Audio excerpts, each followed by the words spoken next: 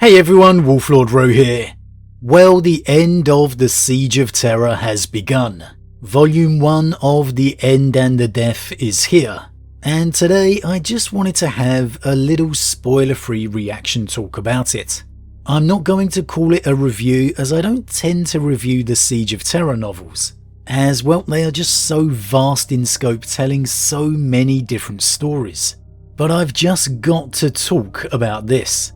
And again, I will not be talking any spoilers, because everyone deserves to be diving into the ending of the siege, spoiler free. I don't think there was any doubt Dan Abnett would be the author taking us through this momentous event. Kicking it off all those years ago with Horus Rising. I was there the day Horus slew the Emperor. You just knew it was going to come full circle. Now, I coincidentally re-listened to Echoes of Eternity last week, so I was fully refreshed on the Siege of Terra and ready to roll when diving into this. My post has been taking ages lately as well, and I really didn't want to wait the few extra days for my hardback copy to arrive, in case there was any inadvertent spoilers out there. So I used my Audible credit and went for the audiobook version. And as if talking the end of the heresy wasn't enough, that final climactic encounter we've all been waiting for, Mr. Abnett is also obviously tasked with the monumental effort of tying up all the loose ends out there, pulling them all together for the close, or at least that's what you'd expect. And it is clear that this is what the end and the death is. This is it. This is the end. And so it has a lot to try and bring together. I have to say the whole first half of this story roughly is nothing short of a masterpiece. That's not to say the second half isn't, as really the whole thing is a masterpiece. But I just really enjoyed the beginning. It's a pure work of art. It felt like taking a deep breath after everything we've been through, after everything that's transpired, and the build for what's to come beginning. It was all permeated with that sense that it's all come down to this, as if the universe itself is aware of this defining moment. And the whole first half of this story for me felt like it was preparing you word by word, step by step, for the emotional journey to come. And there is a lot of emotion in this. It's a truly brilliant piece of storytelling. Perhaps in the beginning not as action-packed as you may expect it to be, but in my opinion it is all the better for it, because it allows itself, and thus the reader, to focus on the things that matter. The characters. Yes, it is the Siege of Terra, so you've still got that wider picture out there, aware constantly of just what's continuing to go on. But it's the story of these key players now, and you felt the effect of them all figuratively assuming their role, stepping onto the stage, so to speak. The author, as you would expect, has captured all the main characters perfectly. They don't just feel on point, they feel living and breathing. You see all the ones you expect to be here, and maybe some you don't. There's a point within this story that was just so perfectly emotionally captured and crafted that it had me very close to tears, I'm not going to lie. Just leaving me speechless. Not from shock or surprise, but from a simple, genuine gravity of the moment. It will go down as one of the greatest moments in the history of the heresy, and in the history of all the lore for me. If you've read it and you know the characters I particularly like by now, you'll most likely know exactly what I'm talking about. And on that note, we just have to give our respect to the legend that is the narrator Jonathan Keeble. He's obviously been doing an amazing job for pretty much the entire Heresy series, but what a performance here. Beyond good, beyond great. For those of you out there that like an old school book in hand like me, I really cannot recommend enough giving the audiobook version a listen.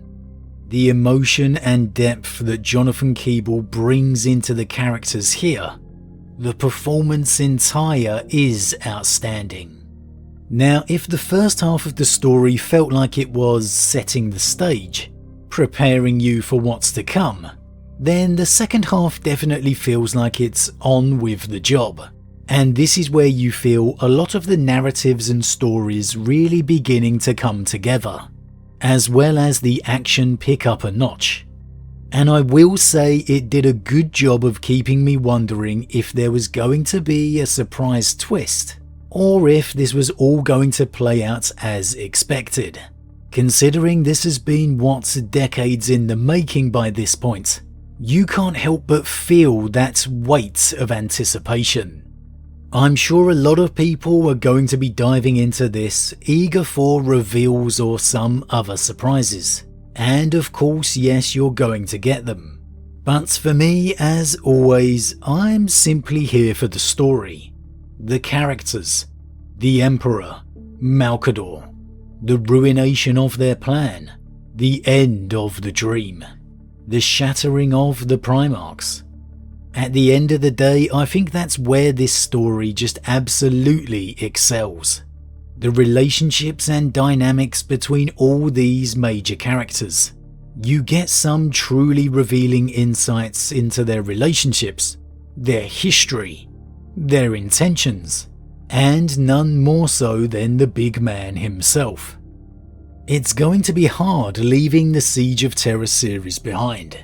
For so long we've been focusing on this select group of characters, of Primarchs, that all else really feels pale in comparison to it. That now, having seen the Siege of Terra, that the legacies here are emblazoned for immortality. And you're not going to come out the other side of this thinking any differently. The End and the Death continues the strong character depth on that core group. However, outside that main narrative, if you will, there are still stories that need to be told, and here those answers begin to unravel and come too. If you're coming into this hot off Echoes of Eternity, this may feel like a bit more of a slower burn story, whereas Echoes of Eternity felt like it was focused largely on Sanguinius in the heat of the action.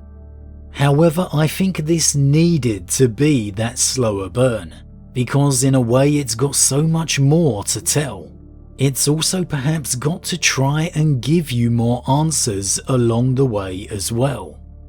If I was reviewing this, of course it'd be a 5 out of 5 blessed by the Emperor, because it would deserve nothing less. It's an absolutely fantastic beginning of the end, if you will.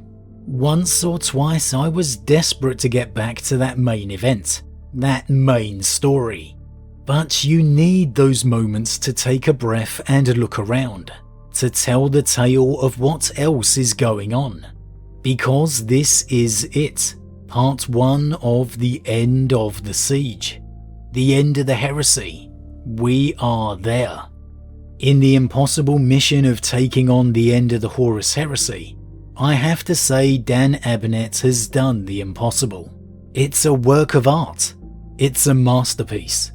It smacked you in the face with the weight of the moment, taking the time to impress just what this all means, keeping those characters at its core, showcasing that emotion, and yet at the same time continue to tell the wider picture, whilst beginning the task of tying up all the story threads it needs to, of which there is quite a few.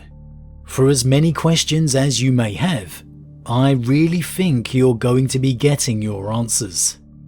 And now more than ever, I can't wait for that final installment, just filled with a mix of excitement, sadness, trepidation, and awe. The End and the Death Volume 1 not only met everything I hoped for, but exceeded it. But as always everyone, what did you think? Let's try and keep the comments spoiler free for those that may be watching this without having read it yet. As always, huge thank you to all my subscribers. Your support truly means a lot to me, it really does. If you're new, please consider subscribing to help the channel grow. And if you enjoyed this particular vid, then why not drop a like on it too. With that said, I am off, and I'll see you all again real soon.